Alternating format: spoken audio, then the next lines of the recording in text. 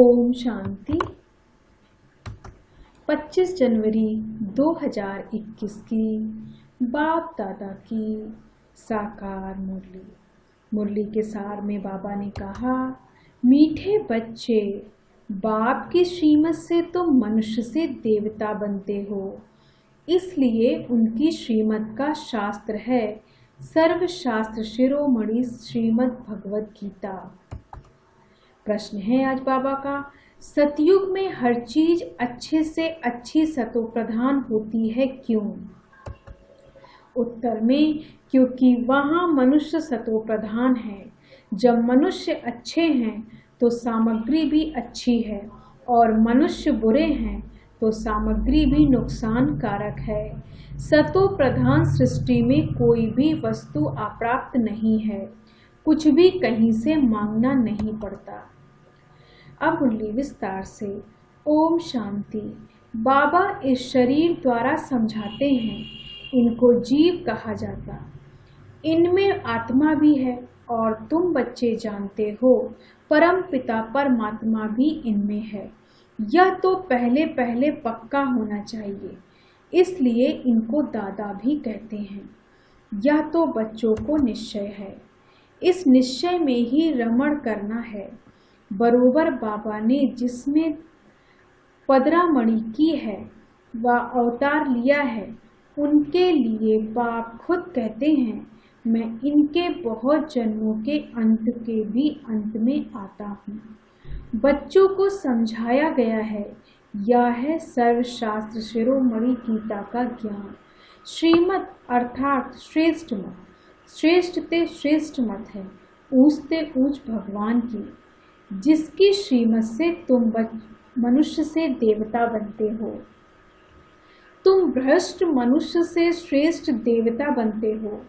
तुम आते ही इसलिए हो, बाप भी खुद कहते हैं, मैं आता हूँ। तुमको श्रेष्ठाचारी निर्विकारी मत वाले देवी देवता बनाने, मनुष्य से देवता बनने का अर्थ भी समझना है।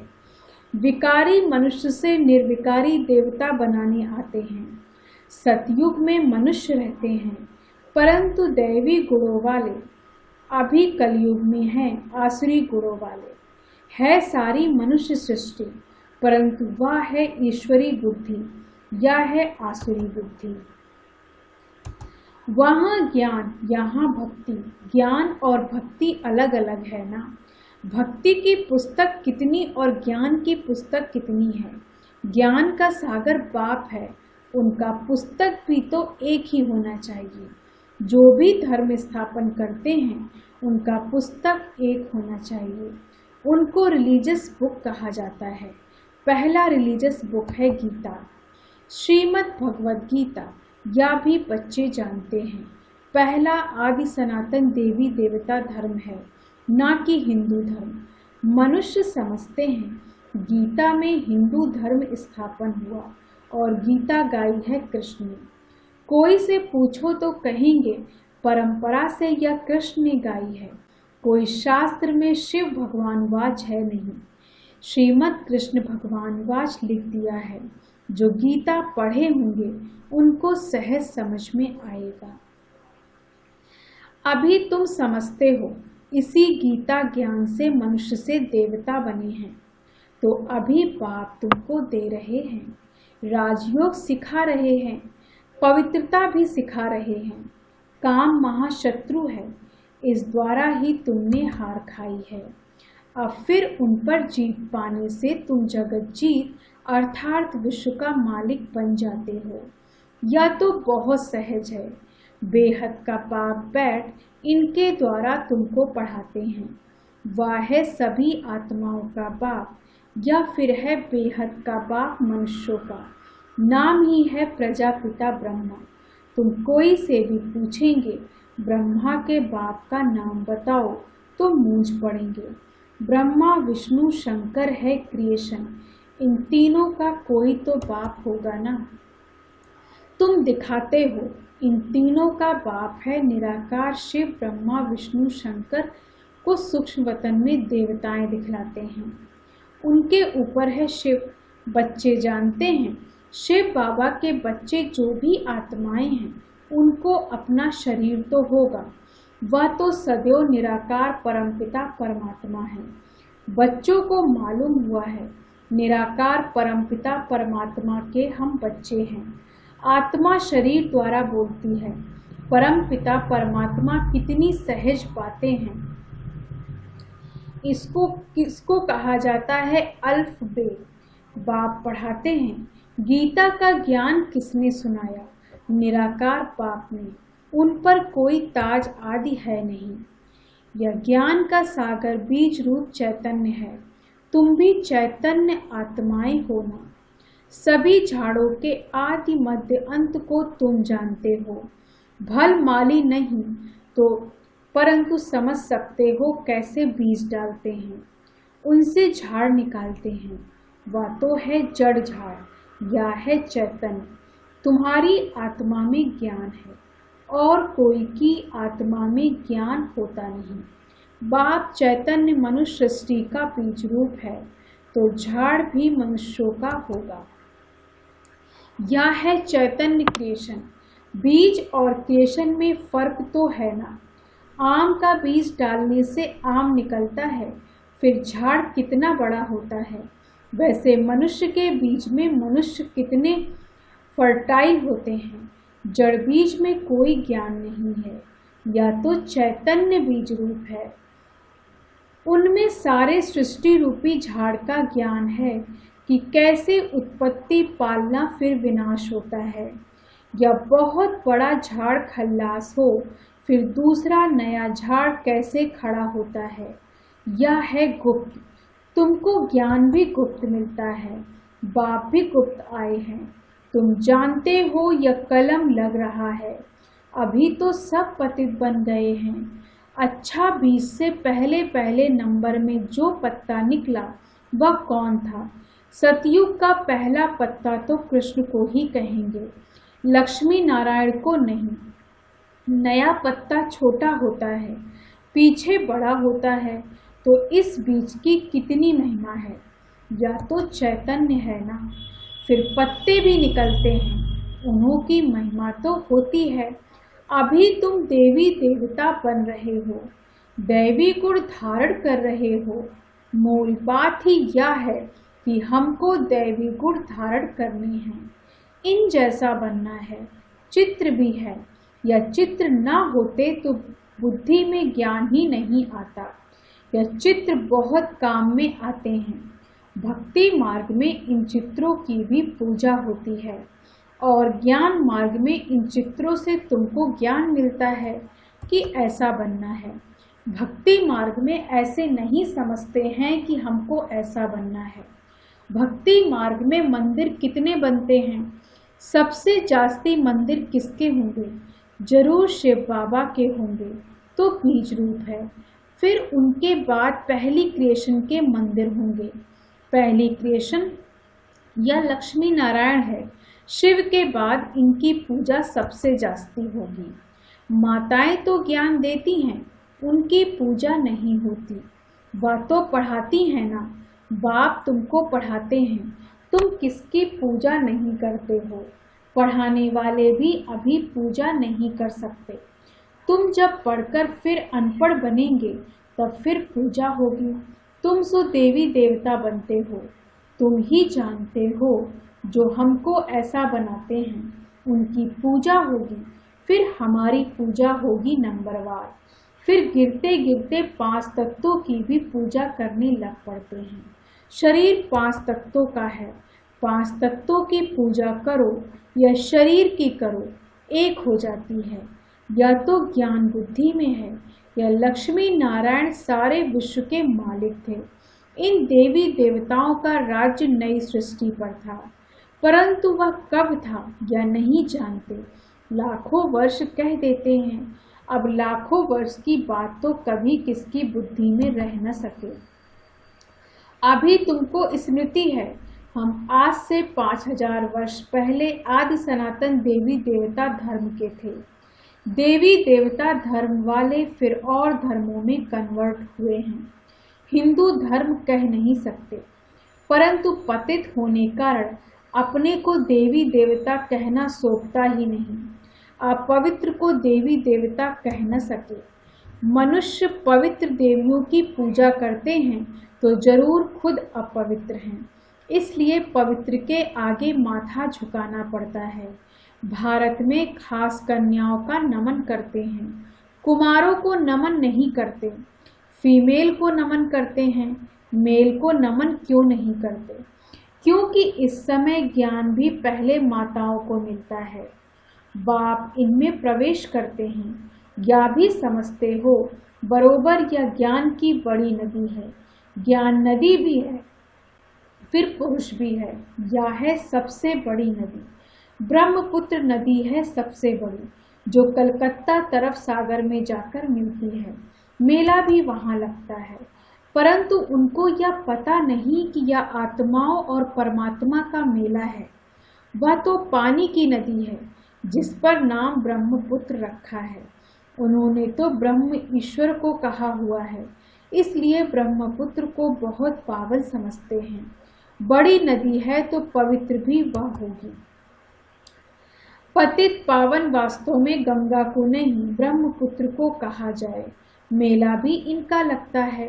यह भी सागर और ब्रह्मा नदी का मेला है।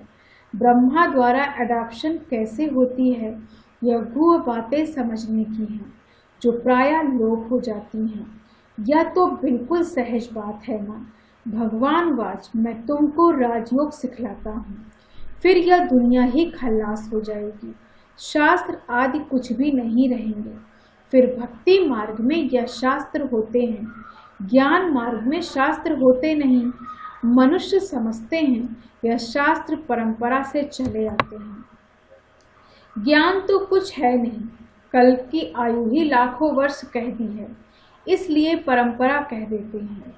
उनको कहा जाता है अज्ञान अंधियारा। अभी तुम बच्चों को यह बेहद की पढ़ाई मिलती है, जिससे तुम आदि मध्य अंत का राज समझा सकते हो। तुमको इन देवी देवताओं की हिस्ट्री ज्योग्राफी का पूरा पता है। यह पवित्र प्रविष्टि मार्ग वाले पूज्य थे, अभी पुजारी पतित बने हैं। सतयुग में है पवित्र प्रवृत्ति मार्ग, यहाँ कलयुग में अपवित्र प्रवृत्ति मार्ग है। फिर बाद में निवृत्ति मार्ग होता है, वह भी ड्रामा में है। उसको संन्यास धर्म कहा जाता है। घर बार का संन्यास कर जंगल में चले जाते हैं, वह है हद का संन्यास। रहते तो इसी पुरानी दुनिया में है ना। अभी तुम समझते हो हम संगम युग पर हैं, फिर नई दुनिया में जाएंगे। तुमको तिथि तारीख सेकंड सहित सब मालूम है। वह लोग तो कल्प की आयु ही लाखों वर्ष कह देते हैं, इनका पूरा हिसाब निकाल सकते हैं। लाखों वर्ष की तो बात याद भी ना कर सके। अभी तुम समझते हो पाप क्या है, कैसे आते हैं, क्या कर्तव्य करते हैं। तुम सबके ऑक्यूपेशन को, जन्मपत्री को जानते हो। बाकी झाड़ के पत्ते तो ढेर होते हैं, वह गिनती थोड़े ही कर सकते हैं। इस बेहद सृष्टि रूपी झाड़ के कितने पत्ते हैं। 5000 वर्ष में इतने करोड़ हैं तो लाखों वर्ष में कितने अनगिनत मनुष्य हो जाते हैं। भक्ति मार्ग में दिखाते हैं, लिखा हुआ है सतयुग इतने वर्ष का है, त्रेता इतने वर्ष का है, द्वापर इतने वर्ष का है। तो बाप बैठ तुम बच्चों को यह सब राज समझाते हैं।